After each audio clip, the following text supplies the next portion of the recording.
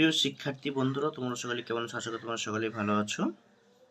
আজকে আমি তোমাদের ক্লাস 6-এর পরিবেশ অ্যান্ড সায়েন্সের একটি প্রশ্ন আলোচনা করব। তো তোমরা দেখতেই পাচ্ছ এটি একটি স্কুলের ফাইনাল পরীক্ষার প্রশ্ন, থার্ড সাবমেটিভ ইভ্যালুয়েশন। ঠিক আছে, তো তোমাদের ফাইনাল পরীক্ষা খুব সামনে এসে গেছে। তো তোমাদেরও ফাইনাল পরীক্ষাতে এই প্রশ্ন থেকে তোমরা হুবহু 100% কমন পেয়ে যাবে। তাই তোমরা ভিডিওটি কেউ স্কিপ করবে না, প্রথম থেকে শেষ পর্যন্ত দেখতে থাকো। দেখো, তোমাদের ফাইনাল পরীক্ষাতে ফুল মার্কস থাকে 70 নম্বর, সময় থাকে 2 ঘন্টা। ঠিক আছে, এবার বিভিন্ন স্কুল বিভিন্ন ধরনের সময় এবং নাম্বার বিভাজন করে দেয়। দেখো এখানে কি বলছে না, একের দিকে সঠিক উত্তরটি নির্বাচন করে পূর্ণ বাক্যে উত্তর দাও, যে কোনো 10টি। প্রত্যেকটি প্রশ্নে মান থাকবে তোমাদের 1 নাম্বার করে, তো 10টা করলে তোমরা 10 নাম্বার পাচ্ছ। প্রত্যেকটা প্রশ্নতে অপশন আছে, যেটি তোমাদের সঠিক উত্তর হবে সেই অপশনটি তোমাদের পরীক্ষার খাতে লিখে আসতে হবে। আমি প্রশ্নটি ধীরে ধীরে দেখাচ্ছি, তোমরা স্ক্রিনশট নিয়ে নিতে পারো অথবা খাতা কলম নিয়ে বসো।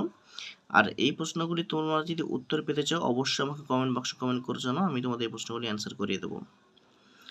2-এর দিকে কি বলছে দেখো, শূন্যস্থান পূরণ করো যে কোনো 5টি, তো 5টা করলেই তোমরা 5 নাম্বার পেয়ে যাচ্ছ। স্ক্রিনশট নিয়ে নাও। তারপর দেখো কি বলছে না, 3-এর দাগের যে কোনো নিচের বিবৃতিগুলি সত্য অথবা মিথ্যা রেখো, যে কোনো 5টি। সত্য মিথ্যা লিখতে বলেছে, তোমরা স্ক্রিনশট নিয়ে নাও। 4-এর দাগের কি বলছে, নিচের প্রশ্নগুলি এক কথায় উত্তর দাও, যে কোনো 10টি। তো 10টা করে তোমরা 10 নাম্বার পাবে, প্রত্যেকটি প্রশ্নের মান আছে তোমাদের এখানে 1 নাম্বার করে। প্রশ্নগুলি কতটা ইম্পর্টেন্ট তোমরা দেখে বুঝতে পারছো।